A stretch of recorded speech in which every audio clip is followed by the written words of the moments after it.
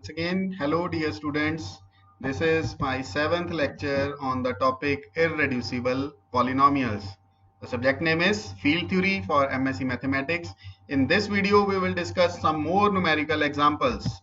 I, Dr. Bharat Goyal from the Department of Mathematics, GSSDGS Khalsa College, Patiala, welcome you all here again.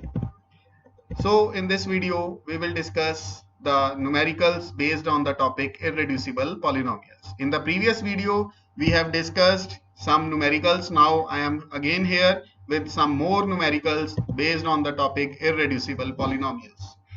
The results, the summary of the results I have delivered you in the previous video. So we will use those results in this video also. The major result we shall here apply is the Eisenstein's criteria.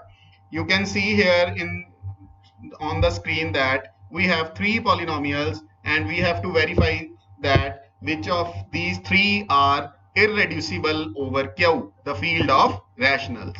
And to check the reducibility or irreducibility of polynomial over the field of rationals, one of the results we can apply is Einstein's criteria. So we will discuss it one by one. We have the three examples in front of us. In the first example, we have a polynomial of degree 3. In the second example, we have a polynomial of degree 4. And in the third example, we have a polynomial of degree 5. So, for example A, for the example A and C, this is not a typical task to apply the Eisenstein's criteria. And in both the parts, the result follows if we take the prime P is equals to 5. Let me check you how it is possible. Our P is 5. So firstly, discussing about the A part of the question, x cube minus 5x plus 10. So here our A naught is 10. A naught is 10. And A1 is equals to minus 5. And A2 is equals to A2, which is equals to 0, because we have no coefficient of x square here. And A3, that is equals to A3, that is equals to 1. And now you can here apply easily the Eisenstein criteria, which says that the prime P must divide A naught. So you can check here that our prime P is 5, which divides A naught, which is equals to 10. The prime must divides A1. So again 5 divides A1, which is minus 5. And 5 divides A2, obviously 5, every number divides 0. So that's why 5 divides 0 also. But 5 does not divides A3. 5 does not divides A3, which is equal to 1. And the last condition of the Eisenstein criteria, the prime square, yani ki 5 square, it must not divide A naught. So easily you can check here that 5 square does not divides 10. So these all are the conditions of Eisenstein criteria which are fully satisfied by the polynomial A. So this polynomial is said to be irreducible over Q. And similarly, you can do it for the example number C. The value somehow changed. A naught will become 5. Your A1 is 0 because we have no coefficient of x. Your A2 is also 0 because we have no coefficient of x square. your A3 is also 0. We have no coefficient of x cube, but A4 is -5 and A5 is 2. So easily you can apply these same conditions and check that the polynomial C is also irreducible over Q. Now coming on to the example B. There is no prime here to apply Eisenstein's criteria. Why is this so? Why is this so? So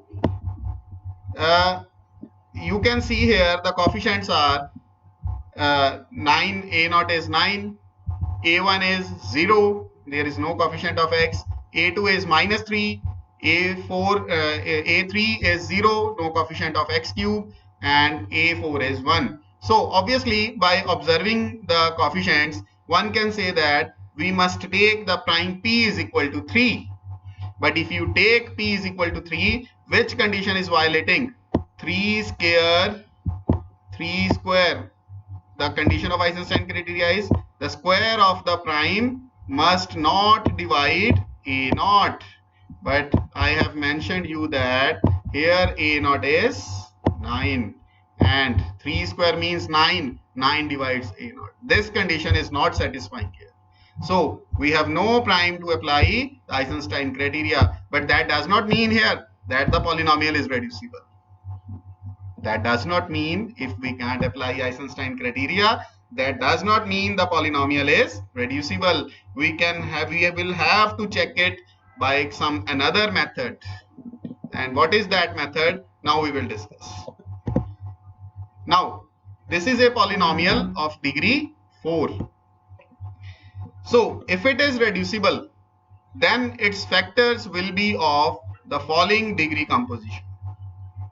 To break a 4-degree polynomial, its factors must be either of degree 1 or degree 3.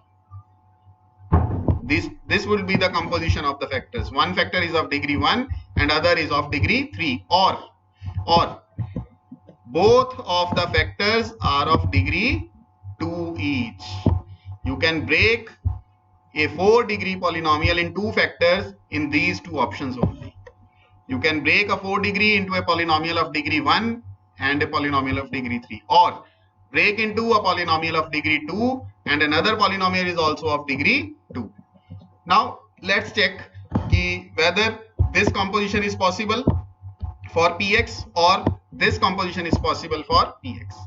If both of the compositions are not possible, then it is irreducible. If either one of the composition is possible, then it is reducible.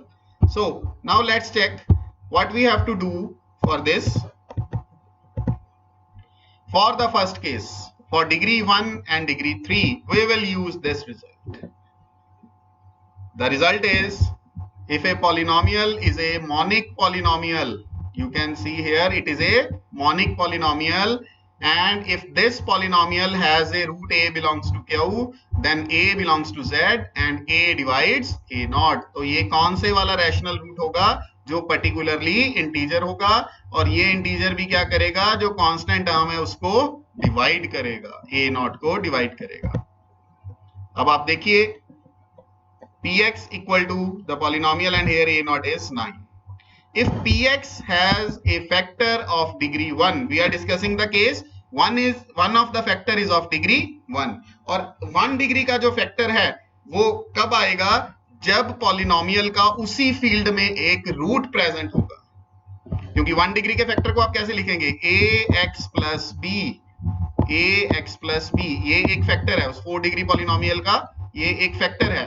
तो ये वाला factor जो है ये किसको belong करेगा? जिस field में हमने इसको कहा है कि रेड्यूसिबल है, ये किसको बिलोंग करेगा? Qx को. यानी कि जो कोफिशिएंट्स हैं इसके, जो हमारे पास जो कोफिशिएंट्स हैं a और b, वो किसको बिलोंग करेंगे? हमारे पास Q को. और साथ ही साथ a भी क्या होगा हमारा? Non zero. और जिस भी पॉलिनोमियल का एक फैक्टर डिग्री 1 का होता है, तो ऐसी पॉलिनोमियल का श्योरली जो रूट है वो उसी फील्ड में ही प्रेजेंट होता है. देखिए कैसे, अब इनमें से दोनों a और b किसको बिलोंग करते हैं? Q को. और इस फैक्टर का जो रूट है वो क्या होगा? Minus. minus b a inverse. This would be the root of this factor, and hence it is a root of our polynomial px, and this factor must belongs to q, and this value, sorry, must belongs to q. It must be a rational number. So that's why I have mentioned here, if px has a factor of degree 1, then it must have a root alpha in q. तो उस factor का एक root किसमें होगा? Rationals में ही होगा.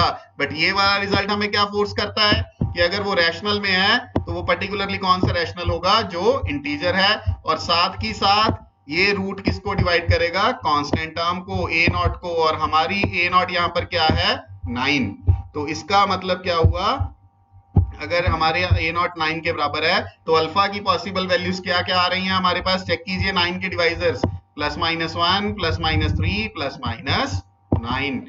Now you have just to do the thing is you have to put these values in px, because we says that this polynomial has a factor of degree 1, and जो उस factor का root होगा वही root किसका होगा? हमारा px का. तो इसी वजह से इसका मतलब इस पॉलिनोमियल का एक रूट रैशनल रूट है, बट वो हमें पता लग गया वो रैशनल कौन से वाला पर्टिकुलर है? इंटीजर में है. और इंटीजर वैल्यू वो कैसे फाइंड करनी है हमें? जस्ट ए नॉट जो इसका कांस्टेंट है उसको, उसके हमने क्या ले लेने हैं? डिवाइजर्स लिए. अब इसको 1 by 1 पुट करके देखेंगे तो आप चेक कर सकते हैं bye manual calculation. p +-1 is non-zero, p +-3 is non-zero, and p +-9 is also non-zero. So there is no root of this polynomial in Q. No root. So px is irreducible in factors of degree 1 and degree 3. Now moving on to the second case. The second case is it is reducible in the factors of degree 2. Both of the factors are of degree 2. So let us suppose these are the two factors. And one thing you note here, I have taken the coefficient of x square is equals to 1 here. The coefficient of x square is equals to 1 in both the factors. Why? Because the given polynomial is also a monic polynomial. Its highest degree coefficient is 1. So here highest degree coefficient will be, obviously will become x square into x square. Yani 1 into 1 is equal to 1. Equality on both sides. We will get the equality on both sides. And I have supposed the rest of the coefficient as a and b, and here c and d. अब आप कहेंगे ये a b c d क्या है? a b c d हमारे पास integers हैं. अब कहेंगे हमने इंटीजर क्यों लिए? क्योंकि हम तो डिस्कशन कर रहे हैं इररेड्यूसिबिलिटी ओवर क्यू की. ए बी सी डी तो हमें क्यू में लेने चाहिए थे, रैशनल्स लेने चाहिए थे, हम पर्टिकुलरली इंटीजर क्यों ले रहे हैं? तो इस बात का जवाब है गॉस लेमा.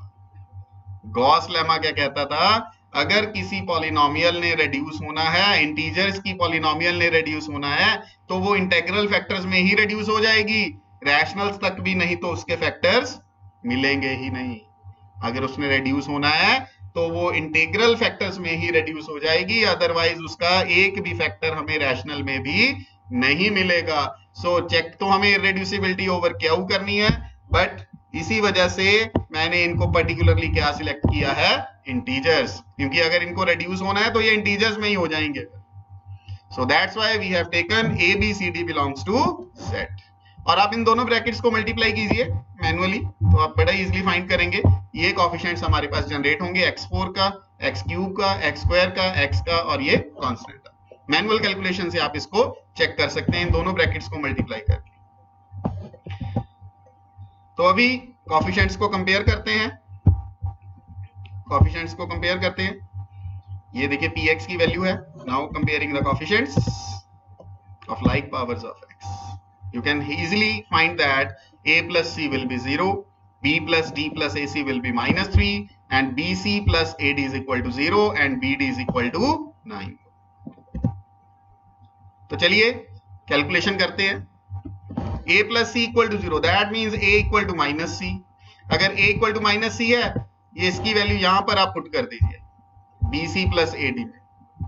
यहां पर आप इसकी वैल्यू को जब पुट करेंगे bc plus ad को, तो ये आपके पास आएगा यहाँ पर ए की वैल्यू को आपने माइनस सी पुट किया है, तो ये आएगा आपके पास B C minus C D equals to 0। अब आगे चलते हैं। अब इसमें से क्या हुआ, सी कॉमन निकलेगा तो दो केसेस बनेंगे, आइदर सी इज 0 और b माइनस डी इज 0, यानी कि b इक्वल्स टू डी। चलिए अब दो केसेस जनरेट हो गए फिर से, एक c इक्वल टू 0, एक b इक्वल टू डी। चलिए पहले इसको फॉलो करते हैं, अब इसको फॉलो करते हैं c इक्वल टू 0 को।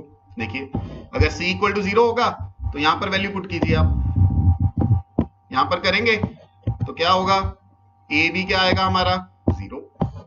चलिए फिर अगर a 0 है c 0 है, यहां पर वैल्यू पुट कीजिए, ये देखिए यहां पर वैल्यू पुट कीजिए, तो ये एक्सप्रेशन हमारे पास क्या बनेगा, ये वाला एक्सप्रेशन बनेगा b plus D equal to -3, और ये एक्सप्रेशन एज इट इज हमने इसको उठा लिया, B D is equal to 9, इस एक्सप्रेशन को एज इट इज उठा लिया। अब चलिए इन दोनों को सॉल्व कीजिए, d की वैल्यू क्या आई इसमें से -3 माइनस b, इसको आप यहां पर पुट कर दीजिए, d की वैल्यू को -3 minus b and it is equal to 9। इसको सिंप्लीफाई कीजिए, ये क्वाड्रेटिक इक्वेशन बनेगी आपके पास, b square plus 3b plus 9 equal to 0। इसमें से आप b की वैल्यू को फाइंड कीजिए, क्या आ रही है b की वैल्यू,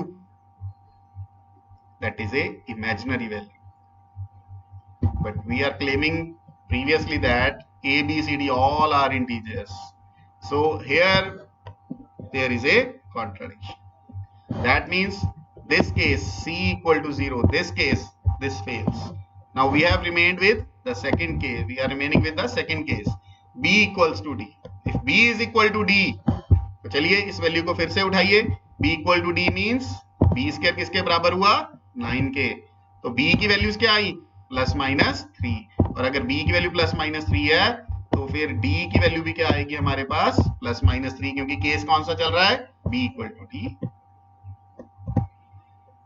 अब अगर चलिए एक पेयर सिलेक्ट कर लेते हैं, क्योंकि प्लस माइनस की ऑप्शन है, प्लस वाला पेयर लेके चलते हैं पहले, b equal to 3, d equals to 3।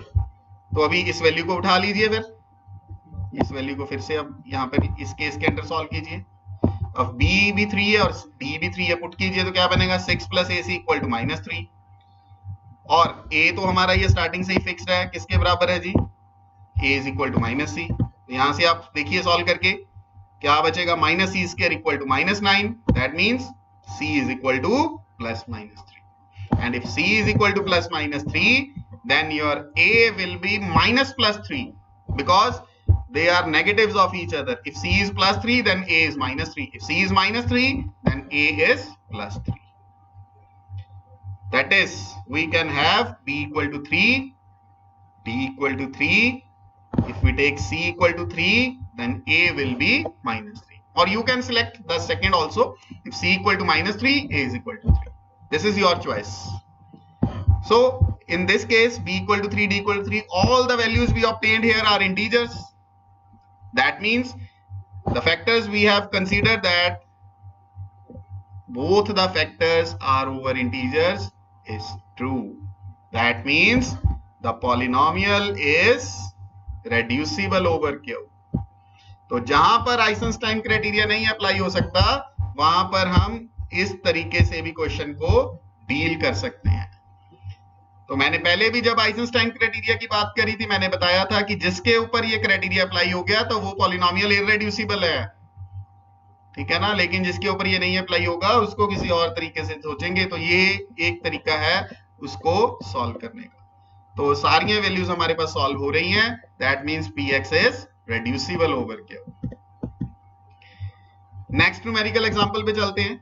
ये लीजिए एक और पॉलिनोमियल आ गई, x³ - x - 1 belonging to qx, prove that it is irreducible over q। अब डिग्री 3 है, q के ऊपर ही इररेड्यूसिबिलिटी चेक करनी है, तो पहली बात दिमाग में क्या जाती है, आइसेंस्टाइन क्राइटेरिया के बारे में सोचें। लेकिन क्या करें, आइसेंस्टाइन क्राइटेरिया तो अप्लाई ही नहीं होता।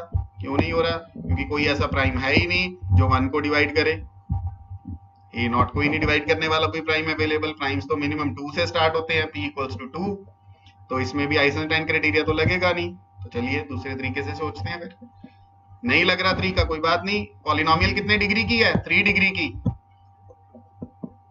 तो अगर ये रेड्यूसिबल होगी ये रिजल्ट हमने पढ़ा था ना कि अगर पॉलिनोमियल डिग्री 2 या 3 की है, उसकी रेड्यूसिबिलिटी चेक करनी है, तो जस्ट आप क्या चेक कीजिए कि उसका उसी फील्ड में रूट है या नहीं है।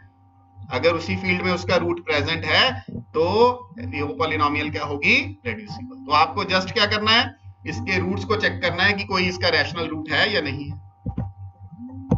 बट तभी ये वाला रिजल्ट हमें क्या फोर्स करता है, पॉलिनोमियल मॉनिक हो, और अगर आप कह रहे हैं रैशनल रूट है तो वो रैशनल कौन सा होगा, पर्टिकुलरली इंटीजर, और वो इंटीजर किसको डिवाइड करेगा, कांस्टेंट टर्म ए नॉट को। तो ए नॉट हेयर हमारा क्या है, 1, तो सॉरी -1, तो अल्फा जो रूट है वो किसको डिवाइड करेगा, -1 को, तो अल्फा क्या हो गया, +1। अब P ऑफ 1 आप पुट करके देखिए, किसी पे 0 आ रहा है, P ऑफ 1 क्या आएगा, -1, मैनुअली कैलकुलेट कीजिए। P ऑफ -1 भी क्या आएगा, -1, दोनों के दोनों क्या आ रहे हैं हमारे पास, ये भी नॉन जीरो है, ये भी नॉन जीरो है। इसका मतलब इस पॉलिनोमियल का कोई भी रैशनल रूट है ही नहीं। अगर इसका कोई रैशनल रूट नहीं है तो पॉलिनोमियल डिग्री 3 की है, तो इसका मतलब ये पॉलिनोमियल क्या हो गई, इररेड्यूसिबल। तो देखिए आइसेंटाइन क्राइटेरिया तो लग नहीं रहा था, लेकिन फिर भी पॉलिनोमियल क्या है हमारे पास, इररेड्यूसिबल। तो यही बात है, जिसके ऊपर आइसेंस्टाइन क्राइटेरिया लगता है वो हमारे लिए फायदे की बात है, वो हमारे लिए ठीक है, हम उसको अप्लाई करेंगे और क्वेश्चन की इररेड्यूसिबिलिटी के बारे में बता देंगे। लेकिन जिसके ऊपर नहीं लग रहा, ऐसी पॉलिनोमियल रेड्यूसिबल भी हो सकती है, इररेड्यूसिबल भी हो सकती है, लेकिन हमें उसको किसी और तरीके से चेक करना होगा। तो ये तो था न्यूमेरिकल्स एग्जांपल्स के ऊपर रिजल्ट। ये टॉपिक इररेड्यूसिबल पॉलिनोमियल्स जो है, इसके बारे में जो डिटेल्ड वीडियोस हैं, ये 7 वीडियोस मैंने अपलोड करी हैं 1 बाय 1, आप यूट्यूब चैनल पे सर्च कर सकते हैं। पूरी डिटेल्ड वीडियोस हैं इररेड्यूसिबल पॉलिनोमियल्स के ऊपर। तो यहाँ पर ये पहला टॉपिक जो है फील्ड थ्योरी सब्जेक्ट में आपके सिलेबस का, ये मैं यहाँ पर क्लोज कर रहा हूँ। और भी न्यूमेरिकल एग्जांपल्स आपके पास हैं, कुछ डाउट्स हैं, वो आप कभी भी मेरे personal WhatsApp number 9988304901, I repeat 9988304901 पे कभी भी आप मुझसे पूछ सकते हैं। मैं वादा करता हूं आपकी हर एक क्वेरी को सॉल्व करने की कोशिश करूंगा। कोई भी मोर एग्जांपल आपके पास है, कोई क्वेश्चन है, कोई क्वेरी है, आप मुझे पूछिए मेरे पर्सनल नंबर पे कांटेक्ट करके। Thank you very much. अगली वीडियोस में हम नेक्स्ट टॉपिक पे चलेंगे जिसका नाम होगा adjunction of roots. Thank you very much.